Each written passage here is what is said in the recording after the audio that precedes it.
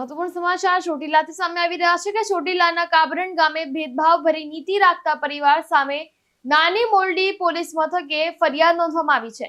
સામાજિક બહિષ્કાર કર્યાની વિજ્ઞાન જાથાને મળેલ બાતમીને આધારે જયંત પંડ્યાએ નોંધાવી પોલીસ ફરિયાદ। ત્યારે સામંત દેવશી પરમાર, તેમના પત્ની હેમુબેન અને પુત્ર અરુણ સામે પોલીસ ફરિયાદ નોંધવામાં આવી। વિજ્ઞાન જાથાની ટીમે આ પ્રકારના કૃત્યની નિંદા કરી નિયમો અનુસાર કાર્યવાહી થશે તેમ પણ જણાવ્યું। ત્યારે ચોટીલાના કાબરણ ગામની આ ઘટના છે કે જ્યારે ભેદભાવભરી નીતિ રાખતા પરિવાર સામે નાની મેલડી પોલીસ મથકે ફરિયાદ નોંધવામાં આવી છે। સામંત દેવશી પરમાર, પત્ની હેમુબેન અને પુત્ર અરુણ સામે પોલીસ ફરિયાદ નોંધાઈ છે।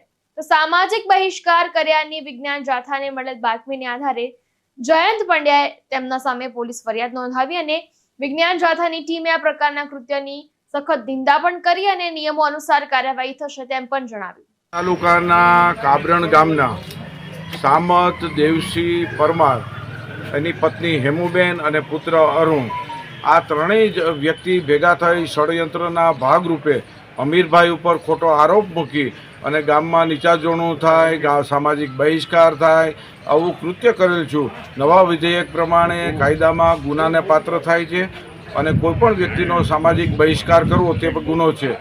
આજરોજ કાબરણ ગામ જઈ અને તેને પોતાની ભૂલ સમજાઈ ગઈ છે।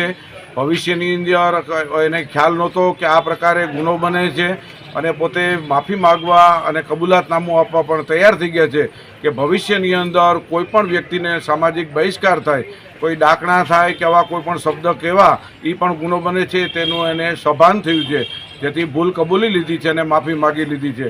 આજરોજ પોલીસ સ્ટેશનમાં એમને રજૂ કરવામાં આવ્યા છે।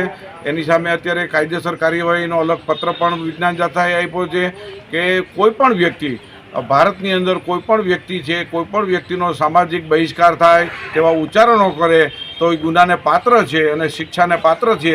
તે સંબંધી જાથા કાર્યવાહી, ઠોસ કાર્યવાહી કરવાના છે અને આજુબાજુ કોઈ પણ વ્યક્તિ આવા કોઈ પણ નિર્દોષને હેરાન ન કરે તે સંબંધી જાથા કાર્યવાહી કરનાર છે। અત્યારે પોલીસ તેની કાર્યવાહી કરી રહી છે।